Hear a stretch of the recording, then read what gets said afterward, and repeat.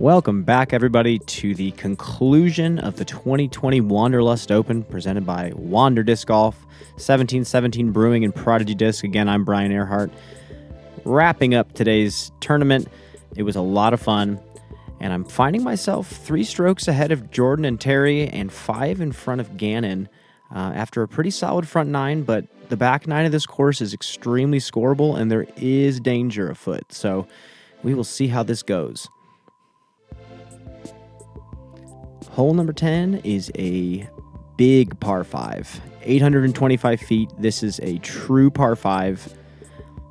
You can either smoke one up this gap, but most players are going to go big hyzer or anhyzer on the right side, landing around here, and then we're going up and over this hill, and we're shooting down over the creek to the basket underneath those big oak trees. A 3 is a true eagle on this hole.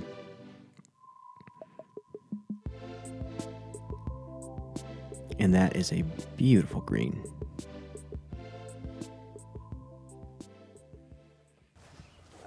Not on this one. And I've been feeling pretty good all day today, especially with my distance shots, so I'm trying to go huge flex.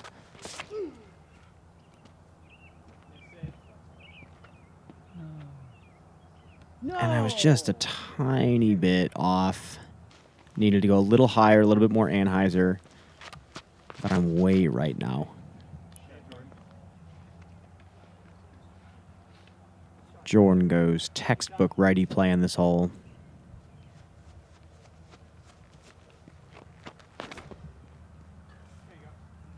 And that was popped.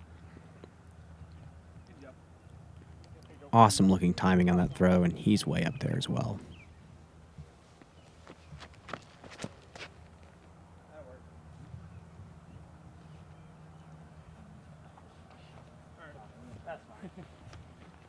Eagle. And I'm, at this point, just trying to put it into the middle of the fairway. I tried some sort of fadeaway flick from a weird position. And I'm actually okay with where I landed.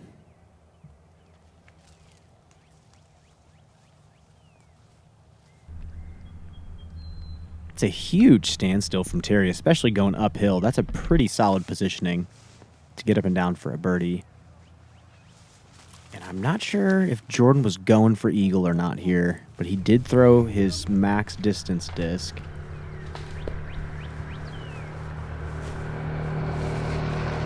And it actually got through quite a bit of that creek, so I think he's on the other side putting for eagle. Come on, do your thing. Come on. Gannon trying to follow suit, but that one turned a little bit too hard out of his hand. And a pretty fortunate kick, actually. And I'm going buzz. I really have no other option here. I just have to go straight to the basket. And it behaved like a buzz. That was sick. That one felt good. I'm pumped for that shot, dude. I'm so excited when I saw that buzz.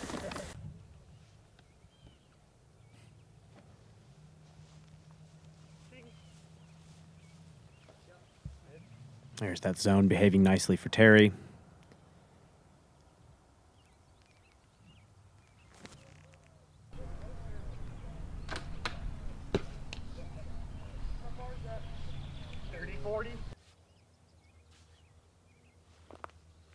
Oh no. Oh no.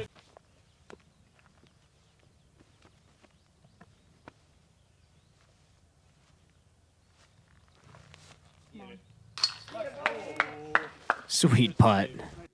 Especially after kind of a rough approach shot. So smooth.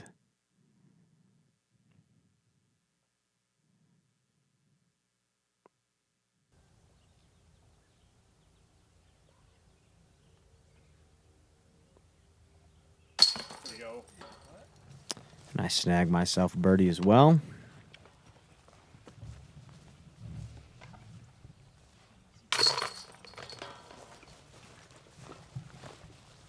I think if the tall grass on the right side was OB, I think the hole would play a little bit more challenging. But the 4 is definitely tough to get out there. Hole number 11 240 feet, par 3. This one is notorious for having huge rollaways on errant shots or any shot that comes in a little bit too hyzer or with a little bit too much pace. It seems like a tiny hole, but you can find yourself taking a 4 or even a 5 if you get some bad rollaways.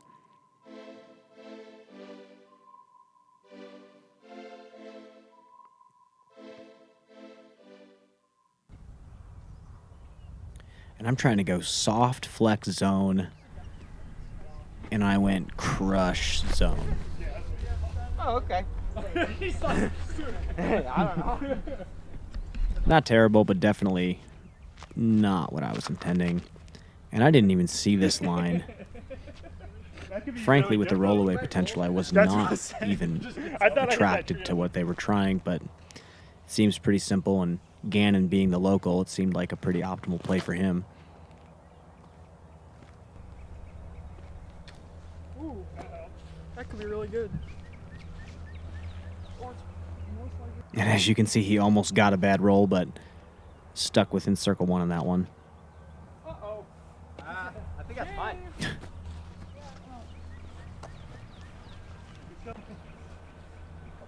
Terry throwing a respectable flick there. And Jordan told us he was going for this.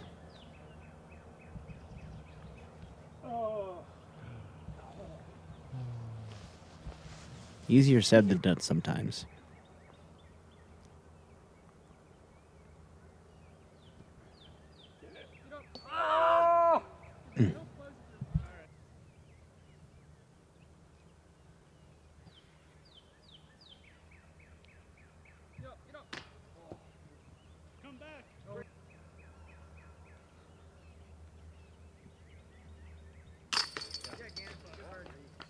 That's a great birdie there from Gannon, and a pretty aggressive line throwing that steep of a hyzer on this slope of a green, but can't argue with the local. Terry cards the birdie from the left side.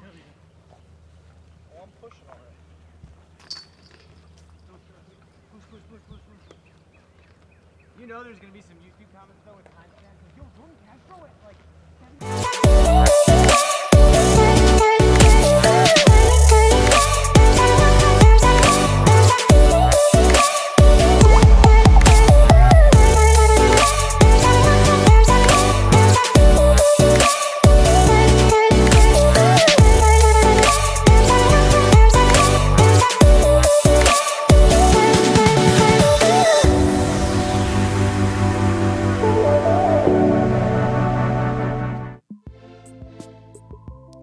Hole number 12, 529-foot par 4. Very tight gap to the landing zone. You can either lay up to this short pad and blast a long hyzer off to the left to the basket, or try to get up as far as you can through this gap. Either option really does provide a risk-reward opportunity. One of the better par 4s in the course, most definitely.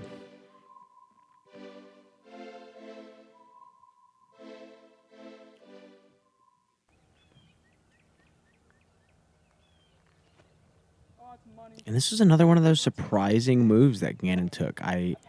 For how talented and young he is, you would think he'd be going for the aggressive line, but he was very disciplined in certain areas of the course. Thank you. Terry with the blessing. And I'm going flick here. Again, I don't like the lefty backhand on this hole. And I juiced this one. This was one of the better flicks I threw all day. Is it out there? And I am way out there. Jordan hoping to follow suit. Yeah, Jordan. That works. And that's a great shot there from Jordan as well.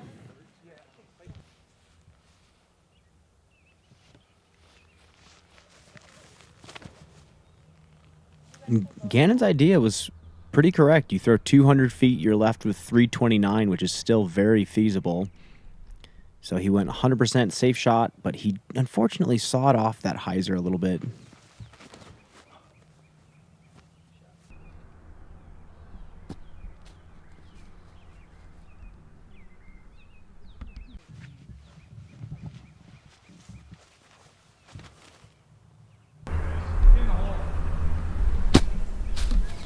Jordan's Pyro lands about 15 from the basket. And I just have a nice zone chip shot here.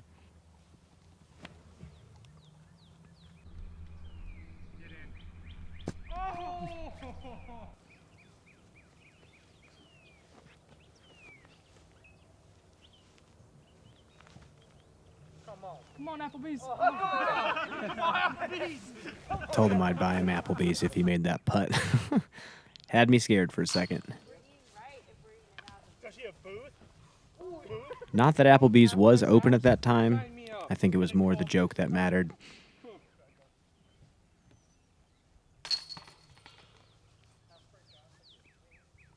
for 6 now. Yo, Mark, did you get us our booth? High table. It's already ready for you. High table. Booth table. High top. There we are, still talking about Applebee's.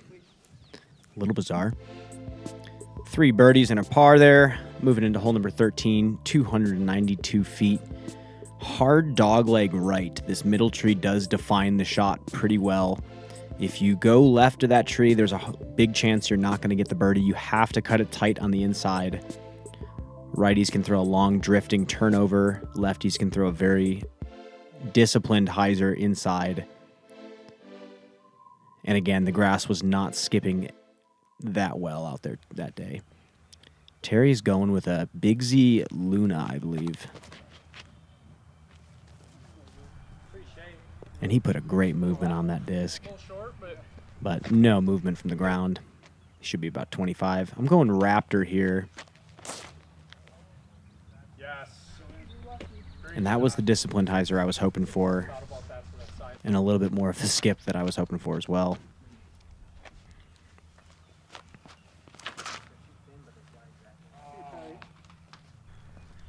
Still got fucked up.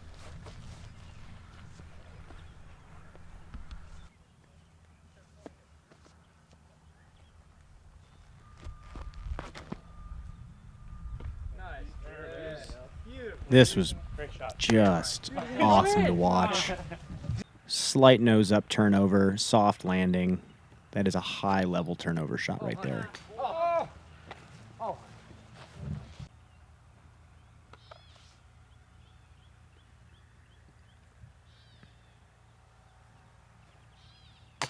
Oh no! Just felt badly.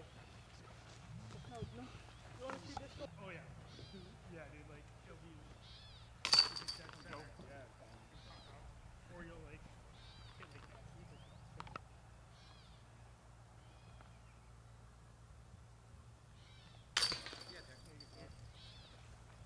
I make the farther putt. That's my macker. Yeah.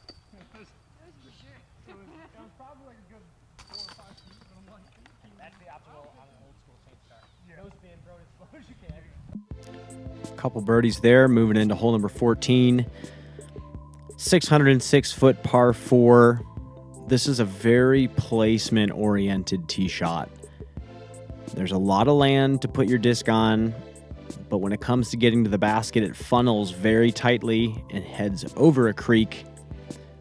And the basket is perched on the top of the hill on the other side. So either a long flick on the left side that lands in the middle or push one down that middle fairway as far as you can. Set yourself up for a nice tunnel shot.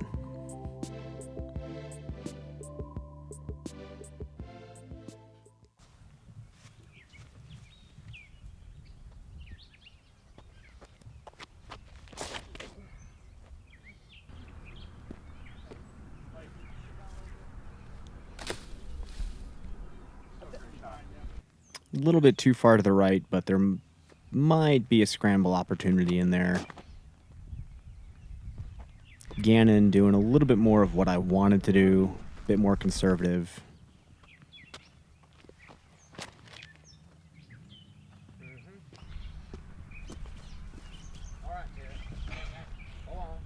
And the tee shot out here is not difficult. It's more making sure you put the disc in a spot where your second shot is comfortable for you.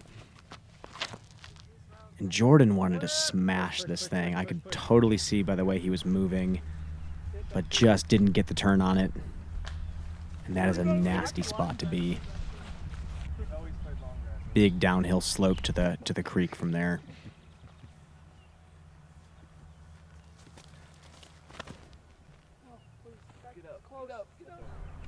And he says he plays to that spot almost on purpose so he can throw the hyzer, and okay. Pretty good.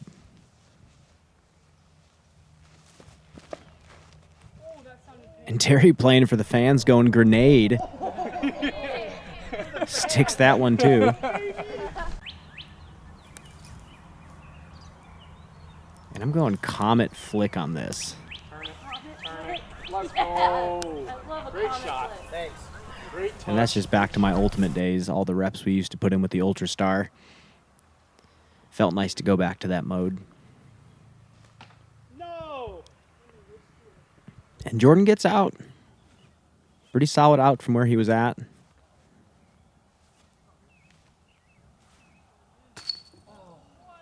Oh. Just a ½ inch too high.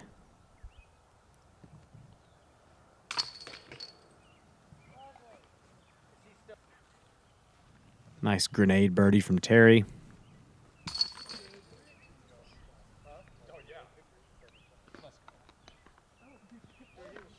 And a borderline illegal tap-in from Gannon. We'll have to review that one later. Those guys are still patient. Hole number 15 is another par 4, placement-oriented par 4 at that. 523 feet, you're going to bend one around this tree.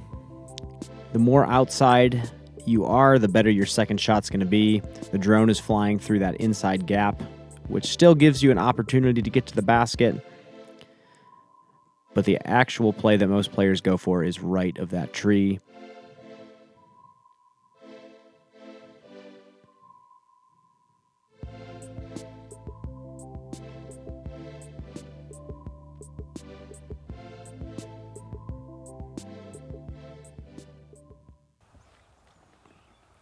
I'm going with my Zeus here. This is kind of my shot-shaping Zeus. Trying to get a little aggressive here. And it worked. That is definitely up there.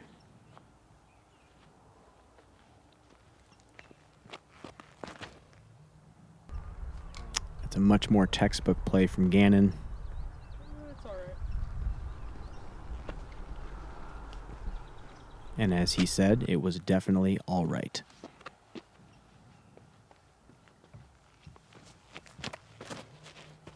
Oh, yeah. Terry going aggressive with that flippy or nuke that he has. Nice shot, dude. And that was a fantastic shot. My leg was so on that. Ooh. No. The pair of smoothies. Yes. Castro smoothie.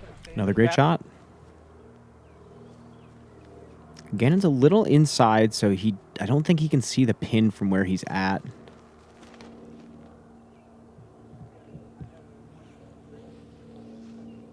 you go. And push that just a little bit too wide. He's about 30 from the basket. I got the man. Oh, that's short. I have to sit down.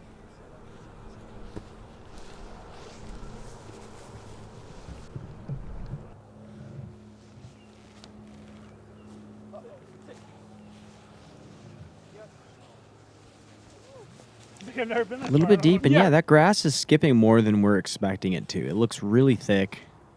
I'm just trying to throw a nice soft flex zone, Oh! and I boost it.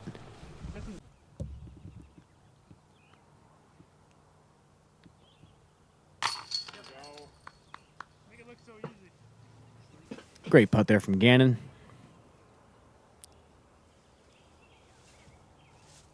God.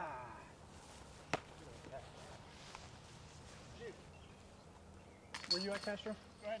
Okay.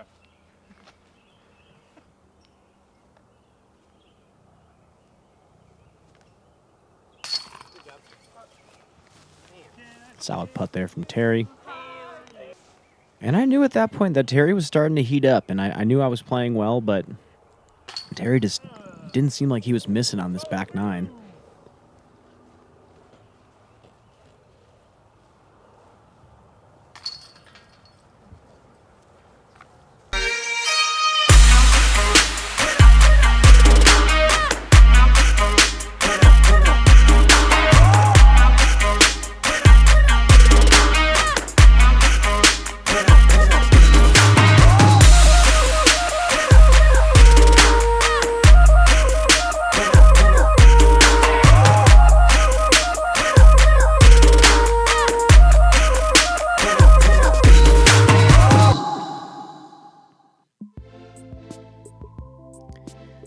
Hole number 16 is one of the more interesting shapes off the tee that we get to see.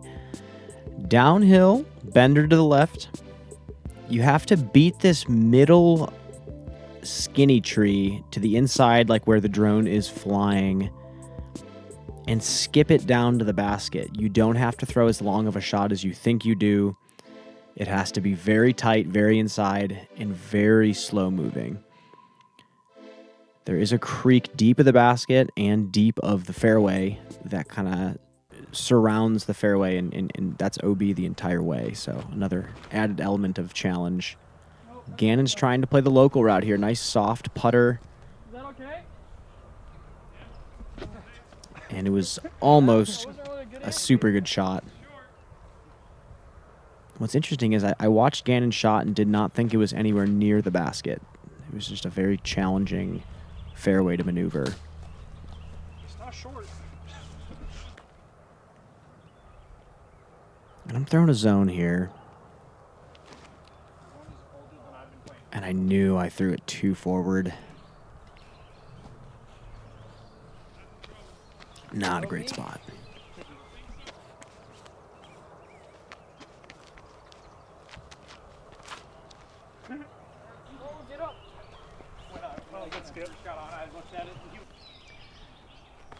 Oh, I see. That's why he was parked. You know what, folks? That's my first time seeing that, and now my whole perception of the hole has changed. I'm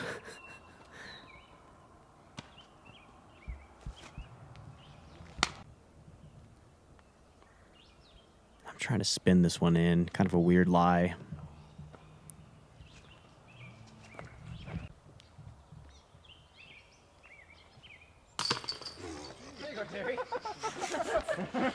Terry farts one into the basket.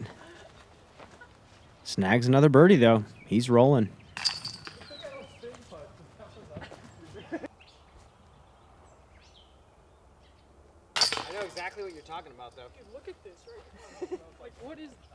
That's an automatic spin. That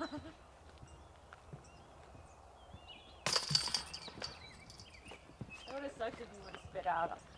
Well, on these especially, he's right. Like, any of these getting caught up... Hole number 17, shortest hole in the course, 204 feet. Another one of those short holes where the angle is a little bit different from a standard hyzer for the righties. You're actually having to throw some sort of tight push-up hyzer with something slow and flippy. There isn't much room to throw a sidearm with how the tee pad is angled. And there's a lot of opportunities to get kicked into these woods early. And Terry's saying ace or bust. I think he's okay with that result, even if it's not an ace. 2 or 4. Through the tree. Jordan ups the ante to 2 or a 4. Oh, that's a... And he's chosen 4. Hopefully not, though. Come on. And like I was saying, that's the common miss on this hole. A lot of, righties are going to try to throw a hyzer, and they yank it a little bit too wide.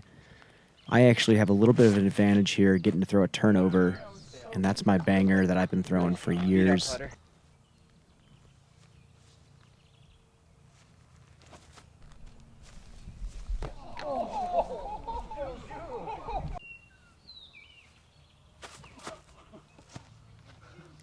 A little bit of a slip there from Jordan, but I don't think he's going to take a 4 from that position.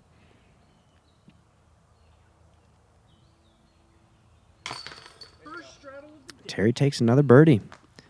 That's badass. First straddle. 35th hole all the time. Yeah. 35 holes takes me to do 1 straddle.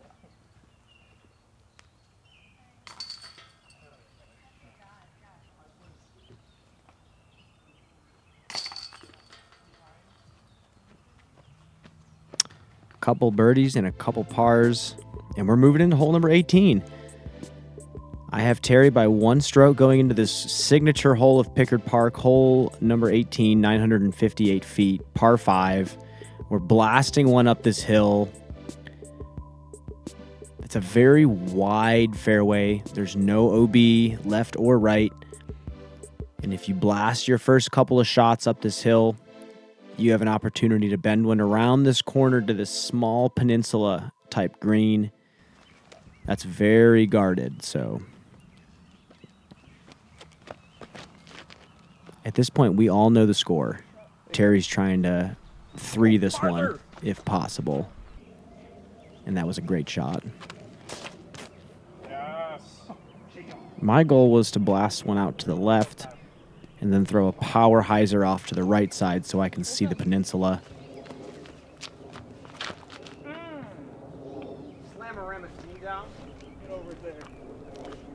And I don't know if he already has a signature panic or not, but MVP, you're going to have to give Jordan one of those because he threw it so well all day. Yeah, boy, going for the 3 on it? No. I don't think I've ever birdied. Today's your day, brother. Gannon puts one in the middle. So I take out my flippiest distance driver, and I'm trying really hard to get as much distance as possible while also pushing to the right side of the fairway. And I got one of those jobs done, but I'm just 2 left to have a clean look at this peninsula. And as I expected, Terry just smoked this shot. It's not 3, but... He's not in an opportunity to putt for a 3, but he will have an opportunity to throw in.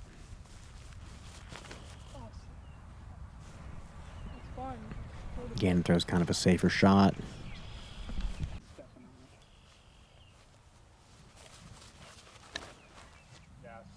Turn it, hit it. No!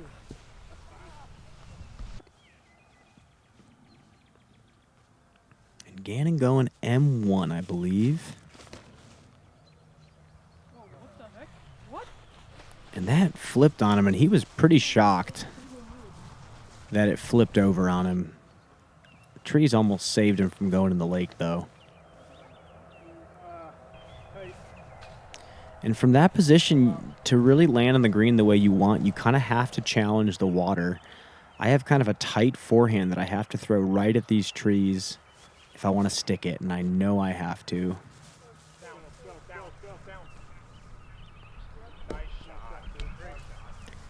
And I did. Executed it almost perfectly. Terry's got to throw this one in here. Buzz OS. Tracking. He gave it a run. Easy 4, but... Definitely gave it a run.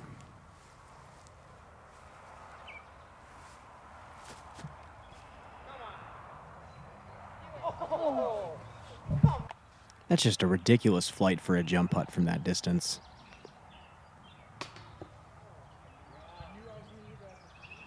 And just kind of the story of Jordan's round. Just a bunch of putts that look good, but just missed by an inch or 2.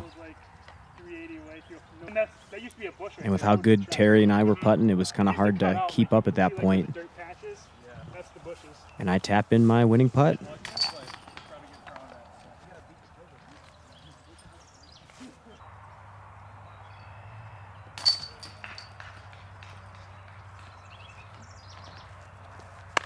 A couple pars, couple birdies. And after that long day of disc golf, I have come out on top. Definitely a great battle. I mean, me and Jordan were going at it. Me and Terry were going at it. It was definitely an awesome day of disc golf. Shout outs to Wander for putting this on. If any of you are looking for some disc golf clothing, Wander Disc Golf is the #1 place you should go check out. He's supporting mental health. He's supporting the disc golf community. He's supporting the pros. We will catch you next time.